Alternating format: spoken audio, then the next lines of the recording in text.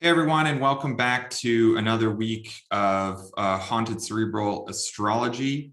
Thanks everyone for your wicked comments this past week. I hope that everything going on isn't too hectic. There's been some pretty kind of critical transits going on. This week is no different. So I'm not going to waste too much time. I just want to say if you want to support this channel, you can, of course, make a donation, but you can also just like the video, leave a comment, subscribe, all that good stuff. Also, if you want to book a consultation with me, all the contact information is down below. So there's a lot going on this week, as usual, but this week especially because of the lunar eclipse. So I'm just going to jump right into it anyway.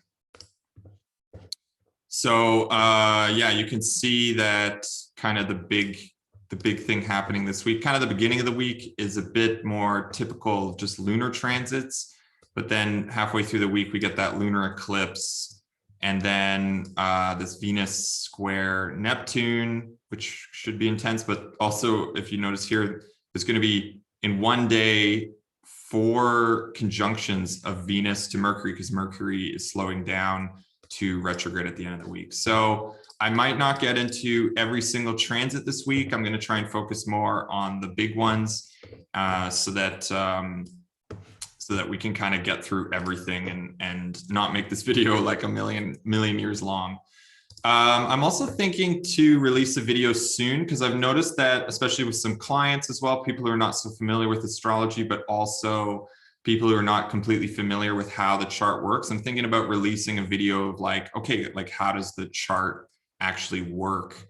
One thing you may notice also in my videos is that I'm not using the houses, because I'm using a 0 degrees Aries chart, which basically just means that I'm focusing more on the transits, and it kind of makes it easier for people to just see how the transits are working. Because this is, if you remember, if you can keep this in mind, this is more the background noise of the astrology. So if it doesn't apply to you, that's not just because it's not because maybe it's not happening to you. Maybe it's just happening on a mundane level, or maybe it's happening to somebody else.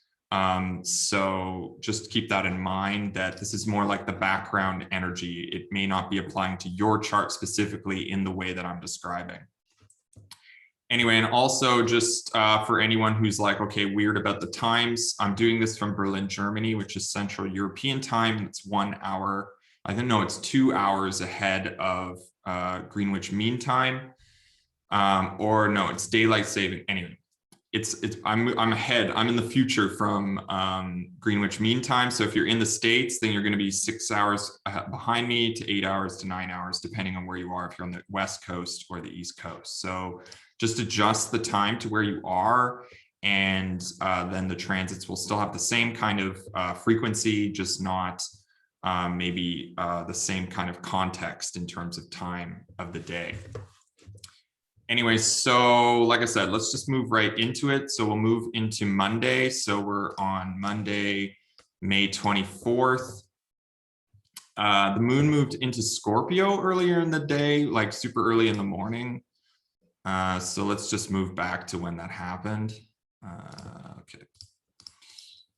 So moon moves into Scorpio after that kind of weekend we got in Libra, where maybe we're reflecting more on our relationships, what we want from relationships, where we are in relationships, how some of them are working, some of them are not, some of the frustrations involved and things like that. Moon moved into Scorpio super early in the morning on Monday. So it's also, I think it's interesting that now the moon is back to the place it was since the Scorpio full moon, you know, and I think this is a time where we can see how things have changed since then. You know, what stayed the same, what has changed. And, you know, it's a very sensitive place for the moon. The moon is in fall in Scorpio. So there may just be feeling more protective, more defensive, more sensitive in general, in terms of, you know, maybe more combative, more vigilant and things like that. And so when the moon kind of moved in there early in the morning, we may wake up with this very kind of just feeling off put in some way in the morning. Okay, so Basically, that's what the moon's doing all day. This is going to carry through the day. This feeling of kind of sensitivity, almost like in the skin, you know, when everything just feels prickly and not so comfortable. And so that kind of that's kind of carrying through the day. So I would kind of recommend, if you have a chance, to just take things pretty easy. Do that, because you're just going to feel off. Like your body will feel off, your emotions will feel off. Maybe you're reflecting on the past month, how things are not the way you want them to be on some level. Anyway, so what's cool though is that kind of as soon as the moon does move into Scorpio, and this kind of mitigates some of that, is that the moon does make that kind of solid trine to Jupiter. And yeah, these two things are going to be flavoring the day. So there's this combination of like, okay, how can we adjust our circumstances to be more kind of in line with our ideals on some level? There's going to, where can we access more generous and friendly support to our circumstances on maybe a more emotional level, on a more sensitive level? Where can we get those affirmations to find more unity and less alienation or separation? So this may be kind of like getting a day off without expecting it. Maybe yesterday you did a lot more work, even though it was a Sunday or something like that. You did a lot of work, or, you know, however the day worked out for you, whatever you kind of did over the weekend may have made Monday a little bit more free, a little bit more unexpectedly open. So the moon is not, like I said, the moon is not necessarily comfortable in Scorpio. Although what's kind of interesting, which is why I've kind of brought up that full moon before, is that there's still this mutual reception with Mars. So Mars is in the moon sign, moon is in Mars's sign.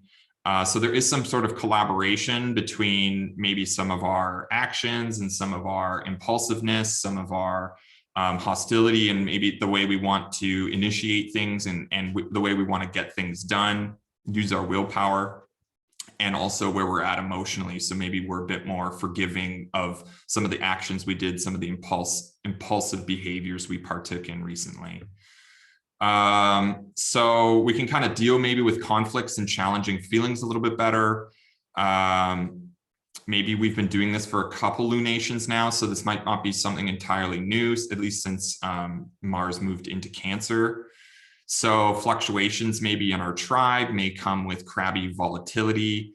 At least we know what we're looking at, so it's not really like a big surprise. And then with Jupiter in the mix, there is this kind of optimism that things are maybe rising above some of those bad vibes. Maybe we can get in touch with friends or community, or just more kind of optimistic, sensitive, kind of supportive individuals in our lives that we can kind of get on a better vibration.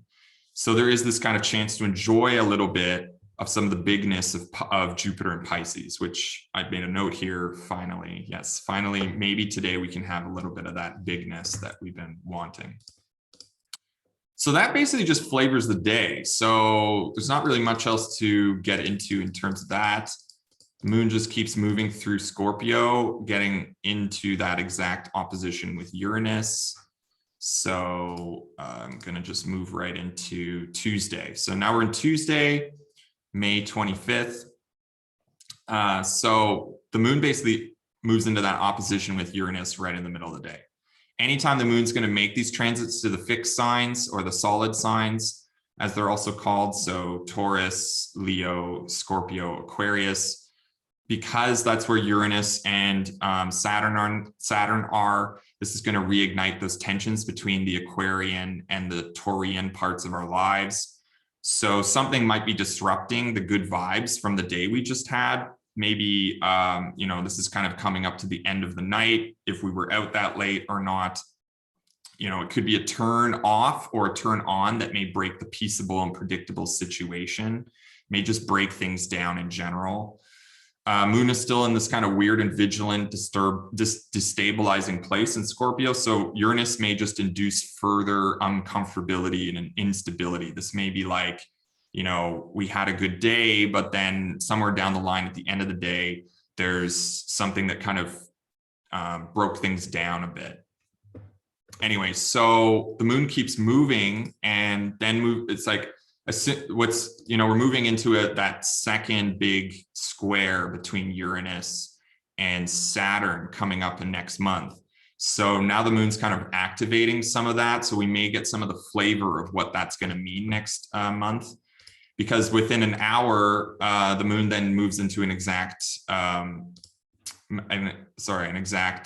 within 2 hours, about an hour and a half, 2 hours, the moon moves into that exact square with Saturn. So first there's this like disruption and turning up the table, and then it's just like hard edged, getting to limitations. Maybe we're feeling really sensitive, but then maybe the outside world is not really in a supportive position for us to kind of connect more deeply with where we're at sensitively versus where maybe, the society at large, the potentiality of things is not really conducive to accepting those sorts of behaviors and feelings.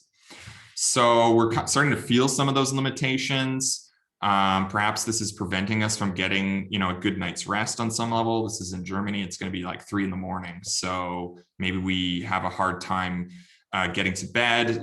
Some of the good vibes from the day before have somehow gotten flipped around. Now we're getting some of that hard edge I was talking about. Still, of course, there's this maturing forcefulness to it. It's like, okay, on some level, I'm not a kid anymore. I've got this, I'm an adult now. Maybe some of you are still going through, maybe you're going through a maturing phase, and this could just be one of those kind of, because the moon's such a transient planet to the aspects, it could just be one of those nights where we kind of connect to a more maturing process for ourselves. So there could be some depression though, a little bit. We maybe feel like we've lost something exciting in our lives as well. There's clearly lines being drawn between what we can do and what we can't do. So that really kind of flavors the night and into the morning. So we may wake up on some level, if you're in Germany, if you're in Central Europe or Europe in general, you may wake up in the morning just feeling kind of limited, bit down, bit depressed, bit bogged down. And then the moon will move into that exact trine with Mars around midday on Tuesday. So this really kind of completes and supports that mutual reception I was talking about. So there is some collaboration. So between the moon and Mars here. So yeah, it's bringing back that mutual reception I was talking about, some kind of cooperation or support that comes from unlikely collaborators on some level, getting drive where it's unexpected while feeling more instinctual in how to act next.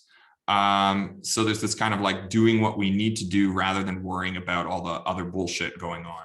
There's like this because the moon is in this really instinctual sign and the moon is in the moon sign. So our instincts are really felt, and we're able to integrate those more easily into some of the actions we're doing. So there is this kind of instinctual knowing on how to deal with any fears that come up. Mars is the planet of fear on some level.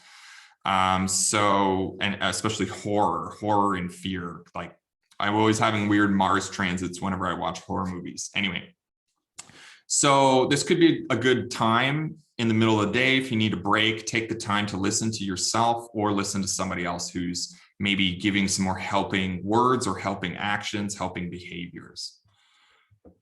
So that just continues on, and the moon will just move into that trine with Neptune by the end of the day. Around later in the day, probably if you're working that day, this will be the end of your day on some level, unless you're working really late. Maybe the Mars trine is supporting a bit more, like you feel like, okay, I'm going to get more work done today. But if you're not, this is coming up to maybe later the day, usually when people are getting ready to end their day. And so with Neptune being there is this kind of like tiredness, lowness, bringing things down to a different, more deeper level. Could be that the vigilance or hostility we're instinctually navigating is maybe enabling some unhealthy behaviors or fantasies too. Maybe we're partaking in fantasies too much. This is really not a good time to be gossiping, I think. So don't assume anything. Don't indulge in any fake news of any kind.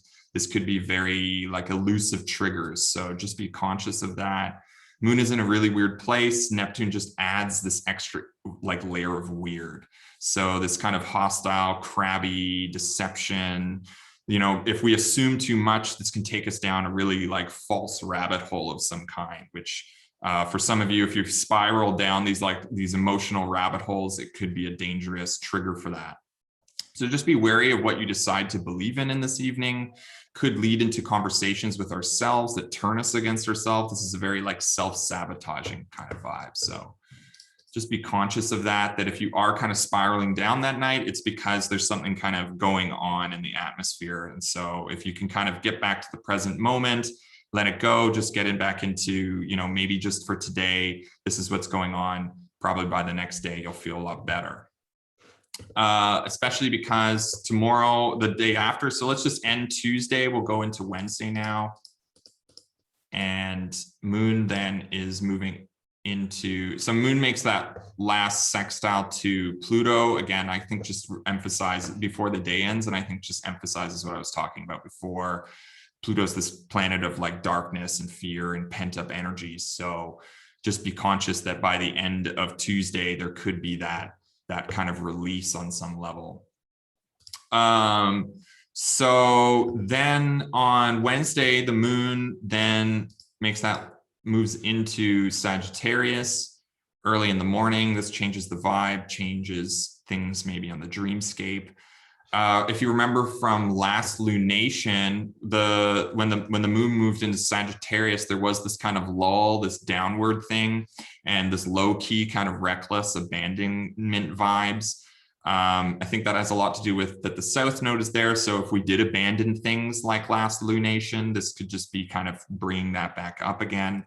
It's taking our minds into a very non-definable space where mavericks and shadowy centaurs roam. So like I like to kind of have that kind of fantasy picture with the Sagittarius and the South Node there right now.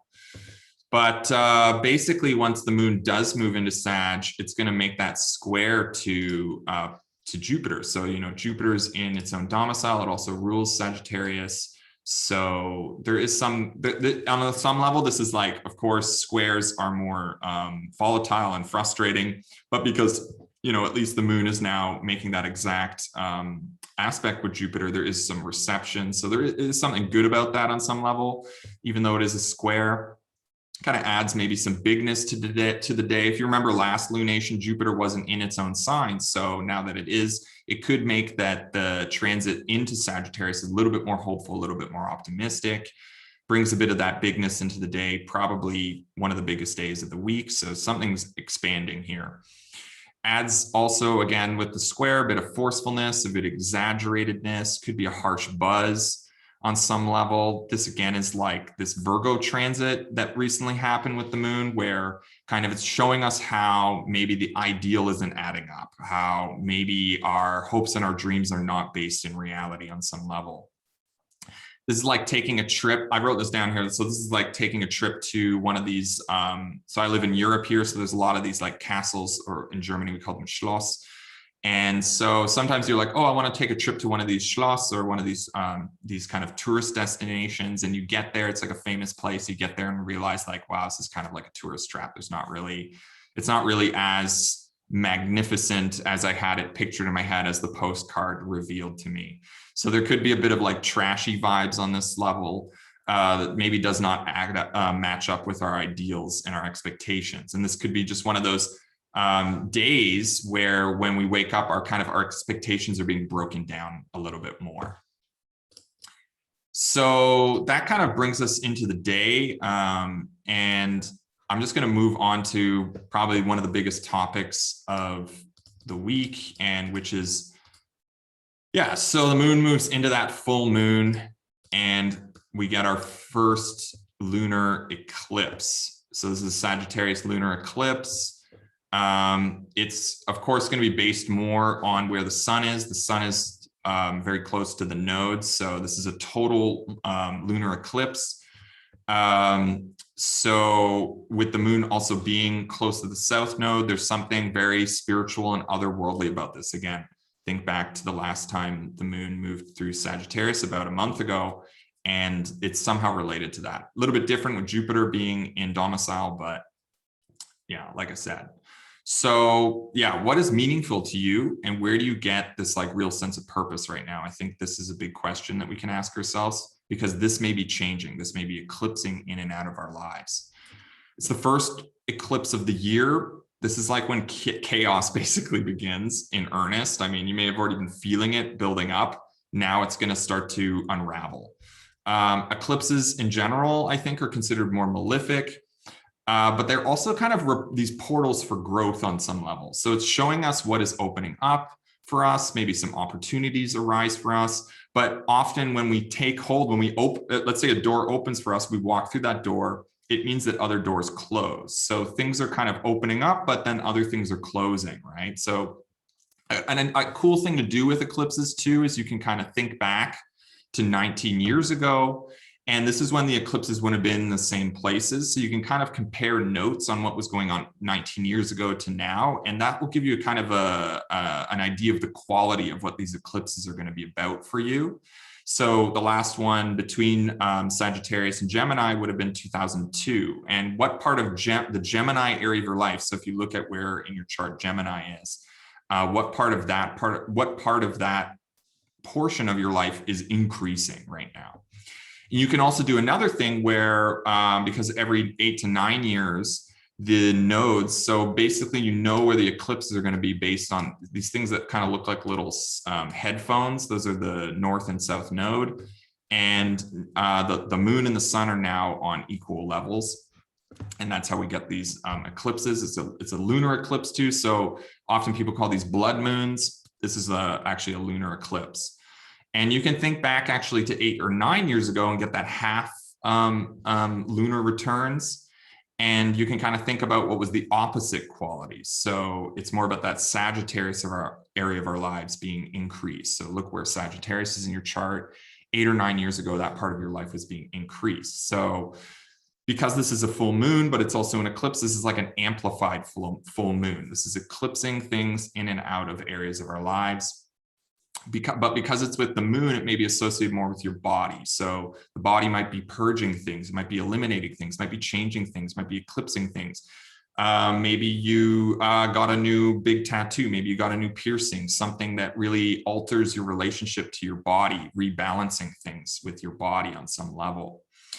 I think it's also a good time to be maybe a bit more gentle with your body, or to work with the body in a way that gives it a break on some level, sometimes we can think of self-care, not just like, oh, I'm going to therapy, oh, I'm dealing with all my trauma and all that stuff. But, the body holds so much of that trauma, so much of those feelings, so much of our experiences are actually in the body. And sometimes the eclipses can be those chances for some of that stuff to purge out of us. So do some of those things that you do to like let the body get some rest, get some exercise, be easier on it. Don't do things. So think about if you've ever done any detoxes or cleanses, kind of consider that very similar kind of energy. The body is in a place where it needs to kind of let some things out. So on some level, we have to kind of go through a bit of a lull period, or a bit of like the worst before things get better.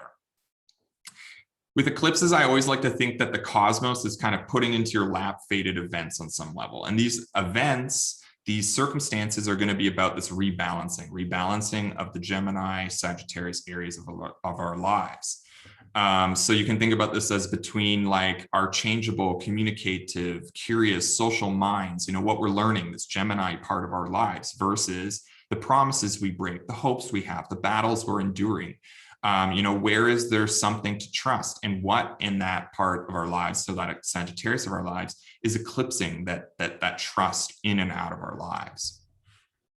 So I think it's really cool too that Jupiter is also in domicile, because this is a Sagittarius, a lunar eclipse. So, with Jupiter in domicile, Jupiter rules Sagittarius. There is something good about that. I think there's something beneficial about that. What is not fitting into the bigger picture too. Maybe we can see more clearly what's going on with that. With eclipses, it's like the light is changing. It's almost like iridescent light. So what do we see when we put iridescent light on surfaces? We see some of the leftovers of things. We see maybe a bigger picture, something revealed. And so we can kind of think about like what does not work in terms of growth, property, potentialities, what we are hoping for. Look at this old perspective, look at these old expectations we have. How are those different now? Realizing that perhaps the past is in the past, but we can still write that, if the past was not something we're so comfortable with, we're not comfortable with ourselves, we have a hard time with self-acceptance, this could be an opportunity to write the next chapter a little bit differently. So what have we been learning and how can we apply it? How is what we're learning changing the plan on some level, changing the adventure, changing our commitments? Mostly this is, like I said, I think this is a good eclipse on somehow, even though eclipses are malefic, because Jupiter is in its domicile, there's reception between the eclipse and the planet that rules over it. Mercury is also in domicile, so even though Mercury is about to retrograde, there's still this kind of emphasizing what this eclipse is about. So this might be about being more flexible with things, being more open-minded with things, letting things take a 180 and being okay with that. This is about seeing things from a new direction based on what you did not expect, because eclipses are they're doing weird things. It's like they're kind of wild cards. So, work with things in the moment rather than this long view. Maybe you've been thinking too much about what could be rather than what is. Getting over this idea that there's something else, somewhere else all the time, and moving away from this land of what if. So yes, on some level, an eclipse is kind of shit and weird, but this time there's a lot more reception, like I was saying. And with reception, that means that the weirdness, the amplifications, they all have somehow resources to do what they're going to do. And this is an opportunity like being dropped in your lap, that you have all you need to make things happen. Maybe like, I used to do big parties, and I used to do like kind of underground parties back in the day. And sometimes these spaces would come up for us, and then we'd have to like get all our stuff together really quick to make that happen. So somehow this could be something like that, where some kind of opportunity lands in your lap, maybe a new community event, a new course, a new endeavor of some kind. And this is an opportunity for you to kind of like get into that. The last Sagittarius eclipse, which would have been in December last year too, I think this is why I think this eclipse is also going to be very different. You can kind of reflect on the last eclipse, which would have been a solar eclipse. And that was when actually Jupiter, the ruler of Sagittarius, was in Capricorn. It was actually in its fall, it's in its depression. So it was really a different vibe back then.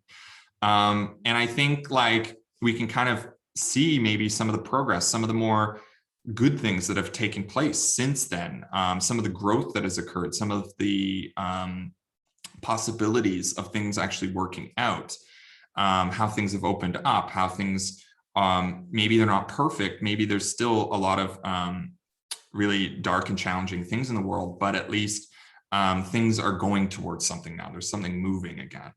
And I think eclipses, we have to remember that if something doesn't just occur right away, eclipses do work quite slowly. So sometimes it can be over long periods of time. And this may be actually the outcome of what we started in December. And we may have a better understanding now of what this all means because of all that reception. So I think on that level, we can kind of sit with like knowing that it's okay to do things differently now, even if it's not really a part of our plan or our current plan or whatever we have in mind. So that's kind of my breakdown of the eclipse this week. I'm going to move forward because there is more going on. So, but that's kind of my big breakdown of the eclipse. So let's move on into Thursday. So we're now on Thursday. The moon is basically just moving through Sagittarius. It's going to sextile with Saturn pretty early in the morning, around 1, 2 in the morning. And then it will also oppose to Venus. And I think really for me, I just see this more as like emphasizing what was going on with this eclipse. I think Saturn is just playing a big role in general through the whole year. So this may be just about, like letting things go and also seeing the impermanence of things and just that maturing process. It's like maybe things are hard, but we're going through a lot of growth right now. And maybe this is teaching us something about ourselves and about our relationship to the world as well. So the moon will then make this kind of square to Neptune around the same time that Venus makes a square to Neptune. So it's kind of interesting collaboration here. I mean, Venus is going to make the exact square later in the evening. I'll kind of break that down in a bit, but the moon really activates it here. So we'll kind of get the feeling of what that's about through the day, and around like later in the evening, that's going to go exact with the moon kind of initiating things. So it makes it also just after the opposition to Venus. So it's carrying over maybe some of the things we're seeing about relationships, some of the things we want to eclipse in and out with relationships in our lives.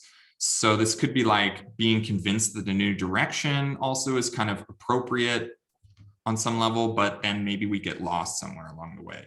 The course is not really clear, as clear as we think it is with Neptune involved. There's just fogginess.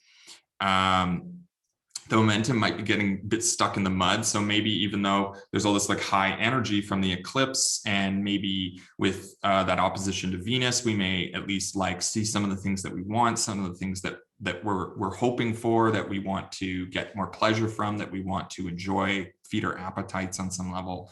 But then when the moon moves into that square with Neptune, it's like, okay, well, where do we go from here? This is like being ready to go in every direction with the eclipse, only to realize that the numbers don't really add up. Again, go back to Tuesday, and just be weary go back to Tuesday when the moon made that trine to Neptune. So hold on, I'm just going to highlight these things here. And just be wary about the assumptions about what is or isn't true right now. What are fantasies that you're indulging in? What's the narrative that's playing out in your head right now? Obviously, follow whatever plan you're going through and just keep going, but not everything is going to make sense right now. And maybe it doesn't have to. Just try to like wing it at this point. I think on that level, just pick a direction, go with it, let go of the results. It really is not about the results or at this time. This is about not living purely in what you hope, like what I was saying before. It's not about being in this land of what ifs. It's about getting back to the here and now. So how does the world look when we're not living in the world of what if? And I think that's what this square is kind of triggering on some level. So then the moon will keep moving, and then we'll get that exact Venus square with Neptune. So yeah, Venus is now squaring with Neptune. And I think like this is where kind of maybe some of the overstimulation, maybe we've been indulging a lot in our technology. Maybe we've been indulging a lot in some of the new social situations we've been in. Maybe we've just been kind of taking too many risks and taking too many gambles with that. Maybe we're also just with our relationships right now, we think maybe we thought we were doing something that made sense with relationships, and now it's really not. So this is kind of getting confused in the pleasures, the socializing, the styles, and the objects of our desires. Venus is in Gemini. This is where the eclipse axis is. So this is just really amplifying all those kinds of Gemini things. Maybe if you let's say you have Gemini in your 10th house, maybe there's a lot of new actions that you're taking in your career, a lot of new public associations. Maybe you're more involved with your audience. Maybe you're involved with your career right now. But then with Venus making that square to Neptune, it's kind of like, okay, well, now it's really like in your face, all those results of those actions and things. It's like, okay, wow. It's like getting a bit overwhelmed. And the moon is also, the moon is now is still in Sagittarius here. The moon is also opposing basically Venus and Mercury. So, it's kind of like, when you go to a big event or you go somewhere out and you see someone that and you're just like shouting, you have the shouting conversation. It's like over everybody and you have no idea what you're talking about. nobody else knows what you're talking about. They just know that you're like shouting in their ears. And this can kind of be that kind of vibe. This is like maybe too many groups of people wanting to do something together, but nobody's really on the same page. Everyone's in different directions. Nobody knows really what the hell's going on. Maybe this is like you're trying to join your two friend groups together, but nobody really gets along in these two groups, or nobody really understands each other in these two groups. Maybe you're also realizing that relationships that you started or relationships that you've committed to recently, actually the people involved around those relationships, they just don't get each other and they don't really like each other on some level. So nobody knows what the hell's going on. So much is kind of like brought into consciousness right now with the eclipse and all this Gemini energy. We're just knowing, we're learning a lot of things. We're becoming more skillful in things. We're becoming more communicative in things, more social in things. But like now, what do we do with all that? Getting kind of big appetites for what we've been told we're supposed to be hungry for, realizing that all we've been doing is like trying to be hungry and feed these appetites based on what other people are telling us to be hungry for. It may be just realizing that like, oh my God, all this time, I thought I've been doing what I wanted, but really I've been doing what other people want.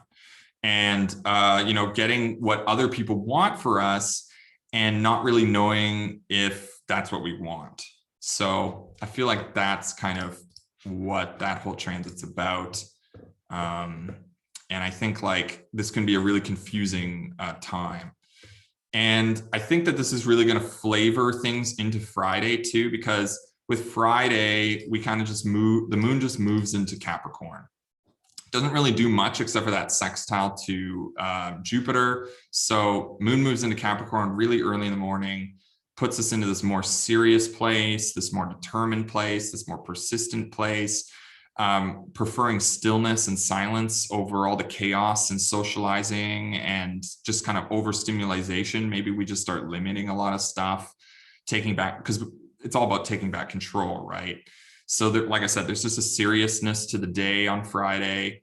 And with that kind of sextile to Jupiter, we're kind of making modifications on some level to what the plan is, how it's done, what do we have in terms of our resources to do those things, and how do we go about doing it, and kind of, being like, okay, well, now I want to do something about it. I don't want to just like be in this constant fluttering around, flexibility, double-bodied, mutable vibrations all day. I want to get back into commitments with my plan, with my bigger picture kind of thing. And with the moon being in Sagittarius, there's a more of a seriousness to that. It's more realizing, how much resources we have to do the things we want to do. We can't just do everything because we want to. We have to be constructive. We have to make modifications. We have to have a more realistic perspective on things.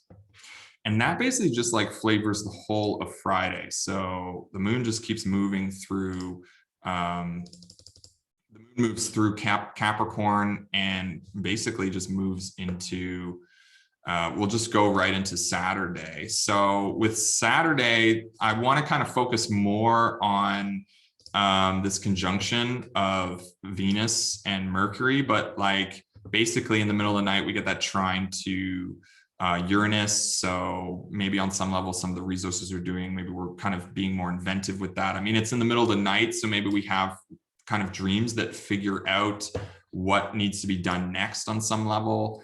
Maybe they're kind of disturbing, or maybe they just like disrupt our sleep on some level. Maybe we wake up in the middle of the night and we figure out how we're going to do the next thing.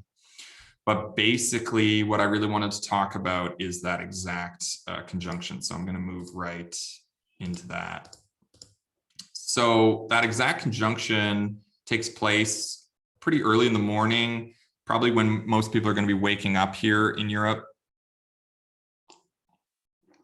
And it's pretty weird conjunction, because basically it like takes place all day, like all through the morning basically. And it happens like, it's really weird, because normally Mercury's the faster planet, right? Mercury's closer to the sun in the solar system, which means it's going to move more quickly. But because Mercury is like slowing down, it's going to station retrograde tomorrow on Sunday. That means that Venus is like catching up to it. So in a way, they're like kind of trading roles. It's like role playing. It's like you and your partner all of a sudden trade places for the day, or for the morning at least. And it hits like 4 times. They have like 4 exact conjunctions in this very short period of time, which is very strange. And it has a lot to do with this Mercury retrograde that happens like the next day. And I know that my teacher often says like whatever kind of aspects are going to take place before an event occurs, you can kind of like get the feeling of what that kind of big event's about based on those aspects that just occurred. So with Mercury just about to station retrograde and going through this weird conjunction with Venus, I think that this Mercury retrograde is a lot more about those more Venus-like exchanges that we're making, these things we're learning about, the relationships, the aesthetics, the styles, the beauty in our lives, the appetites we have, the sexuality, our sexuality, and what that means to us and to others as well, amongst other things. Venus means a lot of things. But so basically, you know, Mercury's moving slowly. Then all of a sudden, yeah, Venus takes on this different role, this more kind of assertive, and it's like no longer the planet that's chasing. It's now the one that's kind of passing by. And it is an interesting role play change. Typically, Mercury is the faster one, but now it's stationed. This is actually called in ancient astrology, we call this mutual application. And with Mercury Mercury kind of slowing down like this, it's kind of like, I don't know if you've seen this movie, It, like the new It movie. I mean, there's the original, but basically it's the Stephen King story, and the clown in it is this kind of like weird space creature. I'm not gonna, you know, if you haven't seen it, I'm kind of ruining it for you. So this is kind of spoiler alert. But basically, like this space creature has this ability to stun people by kind of entrancing them with its power. And in the movie, I think he calls it like you know, making people float. But basically, that's what it's kind of like. Mercury is in this stunned position. It's just kind of stunned by Venus coming towards it. Venus is just so seductive, it just stuns it. And this is like getting your head caught in like floating, motionless, drawn, seductive trance of some kind. You're just so seduced by what's coming towards you, you just stop and you can't think about anything else. And your mind's just a bit lost. This is like getting totally down with something so enjoyable, and we have no idea what it is. Stimulated so well by whatever hits us that we don't need to understand it at all even. We can just enjoy it because it is so enjoyable. It's so enjoyable that it's like overwhelmingly enjoyable. It's like going out, you know, maybe some of us are going to go out to a restaurant for the first time and we have that dish that we didn't expect, and it just like blows our taste buds apart kind of thing. So maybe we can just enjoy it because it is enjoyable. Like I said, this is like figuring out also, maybe you also with Mercury stationing right here and stopping, it's like amplifying that degree. It's amplifying that mercurial things in your life. So maybe you figure out this like technique of some kind. And I was kind of equating it to painting on some level. It's like maybe you figure out this painting technique to finally get past maybe the way you've been thinking about what painting is supposed to be. Maybe you finally get that lesson, finally get that piece of information that lets you figure out how you're going to actually represent this thing through the medium. This is like following the steps on how to make a painting and realizing like, wow, this is actually how it works. This is amazing. Following a process and realizing it is actually really enjoyable. It's not just about the result. It's also about the way we do the things. And this is like when something good comes to us on some level. So it's also coming into this like kind of exact balance also with like somehow our creative output and the understanding of that creative output are like kind of coming into this blending of some kind. And then, you know, what does Mercury rule in your chart? Where's Gemini? Where's Virgo in your chart? And then what does Venus rule in your chart? Where's Taurus? Where's Libra in your chart? Because these two parts of your life are coming together in a very pleasurable and like possible way. You can kind of think of like a melding of what we understand and know with what we like and love. So kind of like structuring what we love by applying some of the skills in what we know and what we've learned recently. This is like finally getting comfortable with a learning curve, and then mending and bending it and blending it and sculpting it together. And then suddenly like all the mechanical methodical trial and error is then put into this like working practice that really works. So it's kind of like curiosity of thought sinking and diving into a harmony of aesthetic enjoyment. That's what I was kind of blending in there. And it's like a blending time. It's like the words and the beauty. It's like you're kind of wordsmithing on some level. And this is like love making of the mind. That's something I want. It's like the love making of the mind. All right, so that's pretty much Saturday. I mean, the moon's also going to make that opposition to Mars. Now they're like in total, like the moon is in fall, the moon is in exile, Mars is in fall. This could be kind of a tense, like flip of the tables in terms of maybe some of our impulsiveness, some of our actionness, some of our hostility. Maybe there's a conflict that comes up at this time. So just be aware of that if something does come up, it's a bit more transient, but it could be one that's like that's getting kind of under our skin on some level. And then, yeah, the moon makes that sextile to Neptune. So maybe this is a time to make some of the modifications again to some of what our fantasies are, some of our expectations. Maybe we can kind of get more clear about those, get out of the fog a bit. That basically takes us through Saturday. And so let's go into Sunday. So in the morning, like right away on Sunday, we got that moon Pluto conjunction. Not going to go too into that, but it may just be related to, maybe we're having some fears about money. Maybe we're having some fears about the world. Maybe we're having some fears wherever you have Capricorn in your life. Maybe you're just having some stresses about these Saturnian things. And that's maybe tensing things. Maybe that flavors your dreams for the evening. But yeah, main thing I'm going to talk about today is the Mercury retrograde. So the Mercury retrograde basically happens around the same time as that conjunction to Pluto. It happens right in the morning. This redness, the red you see on the numbers went red there. I can show you again if you watch. So that it was white and then red. So that means that Mercury is now retrograde. So yeah, Mercury retrogrades. This is the second one of the year. Something needs to be gone back over. It's the second air sign Mercury retrograde for the year. All the Mercury retrogrades for 2021 are in the air sign. So where do you have Gemini in your life? This is something you need to go back over.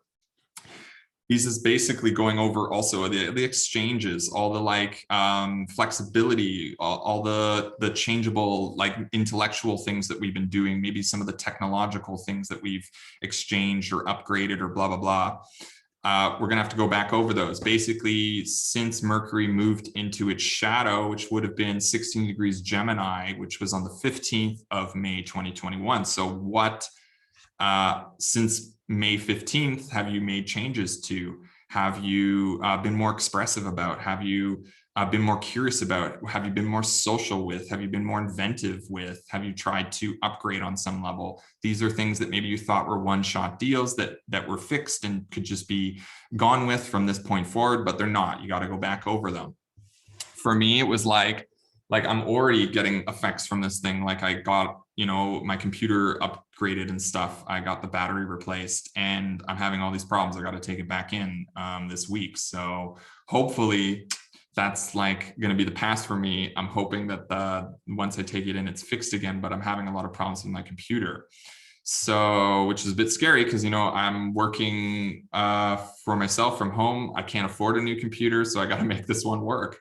So yeah, just kind of what's going on at that time, May 15th till now, that you thought was this one-shot deal. Now you have to go over that again until Mercury passes 24 degrees Gemini, which is on the 8th of July, 2021. That's when, so Mercury's station now retrograde at 24 degrees of Gemini. Here, I'll clear it up so you can see it a bit better. So Mercury station retrograde 24 degrees Gemini, and basically we'll go all the way back to 16 degrees Gemini. And then it's not until Mercury passes that 24 degrees that we're all the way through this retrograde cycle. What's interesting, I've just been kind of researching a bit with Mercury retrogrades, and Mercury retrogrades are going to happen in cycles of 20 years. So think about 20 years ago exactly. And that's when Mercury was last retrograde in Gemini. And you can think about like what was going on with you at that time to get kind of a sense of what this Mercurial Gemini quality is going to be all about. Maybe 20 years ago was a long time ago. For me, I was only like, how old was I? I was 13. So I can kind of think about what was going on with me then.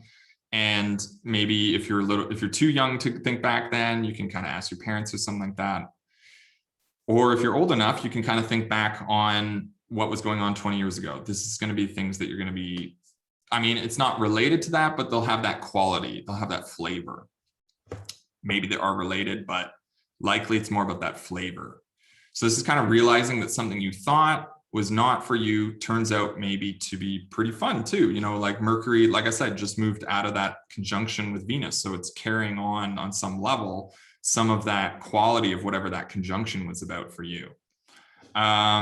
There's so much information coming in from the eclipses, from the sun being now also in Gemini, the stories all about like what we're learning, all this new information, all this new socializing. So now there's some time, now there's some like enjoyment also that's coming from that flowing apart from Venus that Mercury's making. And this is kind of going back over and enjoying some of the new skills, some of the new learning curves that we're overcoming, that we're maybe partaking in. This is like maybe enjoying, like I kind of wrote it like this, like it's kind of like enjoying redoing your taxes because you can kind of do it on your phone and you can do it in the park in the sun or something like that. Like that's the kind of image I have in my head. So of course, like all Mercury retrogrades, this is going to be a time to go back over, review, reflect, re-examine, rediscuss, etc. Since the 15th of May, there may have been misunderstandings, there may have been misinformation, there may have been misinterpretations of how something was supposed to go, how something was supposed to work out. You know, if you have Gemini in your 4th house, maybe there was a misunderstanding with your home or with your family or with your ancestral roots. Maybe you uncovered something from the past that you thought you understood, but maybe you don't actually. You have to kind of go back over that. So thinking something maybe have sounded better than it really is. You know, remember that Neptune is still technically in a square with Mercury too. Mercury's also in mutual application to that square with Neptune. So that can kind of make things a little bit weird and uncertain.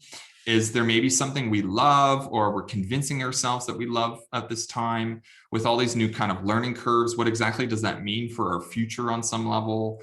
There's still a lot of like domicile energy, so that's really good. And so there is this chance to understand, there's resources to understand. Still, we need to go back over things to make sure we can make sense of everything. This is a time to like read the patterns, see how everything adds up, take a closer look at things. Sometimes the solution might be like smack dab right in the middle of our face. It's kind of like looking all over your house for your keys, and it turns out your keys were exactly where you left them, right on the table, something like that. So, you know, it may not be that things are really as they appear to be. There may be some feigned appearances. And I think with Saturn having gestation retrograde last week, that's kind of really emphasizing some of those feigned appearances, feigned gestures, feigned understandings of what the future is about. So we may have to come to an understanding that there are deeper messages beneath the surface. Jupiter is also in Pisces. This is very different maybe than what we expected Jupiter in Pisces to be. I think like there may have been some misunderstandings about what all that hopefulness, what all that expansiveness, what all that peaceableness, that unity is going to mean, this kind of redemptiveness is going to mean for us. There may have been a lot of like false expectations about that. And maybe this is a bit, again, it's more of a reality check, which I think this whole lunation is really about. So since the last new moon, at least. And so we're kind of figuring out the meanings of things rather than assuming what their meaning are. Things are maybe things for a reason, and maybe there's a message there. We don't have to remake everything. We don't have to remake the wheel if the wheel already works, but maybe we have to rethink our understanding of what the wheel is. Is our perspective on things correct or is it not? And it's maybe a really good time to take notes so you can keep whatever you learn during this retrograde period for the future, right? So that's kind of all I really wanted to say about that retrograde. So let's just move forward to kind of the last thing I wanted to talk about for the week before we close up this forecast is that the moon then just moves into Aquarius. So the moon's now in Aquarius, and it's basically getting ready to make that trine to the sun. And that kind of closes the week for us. And as the moon moved into Aquarius, this is kind of flavoring the day as it approaches that sun to the trine, that trine to the sun. So there's a potentiality for, there's more of like our circumstances, maybe our thinking, our day-to-day encounters, our relationships to our body are more kind of getting into this place of like potentiality, feigned appearances, outsider, insider paradigms, maybe this higher realizations about where we are in the world and becoming a bit more, comfortable in our place in the world and what that means, what lines are being drawn between where we are and where others are. The moon is also waning and it's losing light now since the eclipse, since the full moon. So as it approaches that trine to the sun, what are we starting to let go of? What have we learned so far since the new moon in Taurus, as well as this eclipse the other day? And,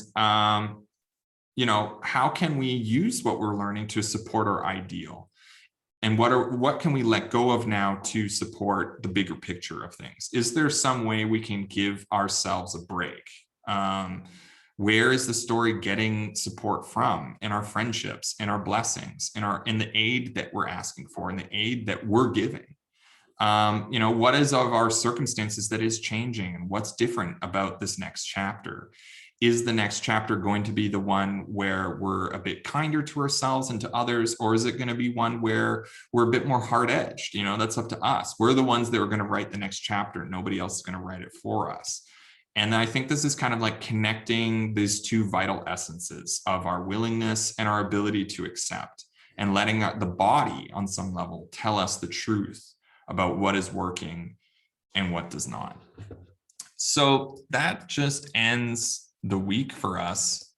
And so that's it for this week. I think I'm going to close down the time clock now and just kind of think about a little bit about next week. So some of the things next week is Mars will pretty much right away, Mars is going to trine with Neptune. So there could be like emotionally reflective actions based on our intuitions, knowing what's next. There could be more faith in our actions, like trusting the gut, so to speak. And then the moon's going to conjoin with Saturn, square with Neptune. Things are getting straight. Things are getting serious. It's like taking that brief moment to kind of get back our breath on some level. Maybe things slow down with Saturn, kind of putting some roadblocks in the way, but then things are going to speed up really, really, really quick from there, especially because we are approaching a solar eclipse. So that's it for the forecast this week. I hope that was helpful to everyone. You got something useful out of that. I think it's great to kind of connect with some of this more symbolic language, the forecast. You can kind of think of it as like this karmic weather forecast on some level. And hopefully that helps to better prepare you of when to bring out your umbrella and when not to, so to speak. So yeah, thanks always for coming back and supporting me and my channel. I'm going to make the time clocks down below so you can just kind of flip around the days if need be. But good luck this week. Enjoy that eclipse, how that works out with you. I'd love to hear what happens for you. And if you want to leave a comment down below, let me know how these eclipses are working out for you this year. So thanks to everyone. If you want to leave a comment, like, subscribe, every little bit goes a long way. If you want to book a consultation with me, contact information is down below. That's it for this week. Thank you all. Take it easy this week and keep coming back. Peace out. Bye.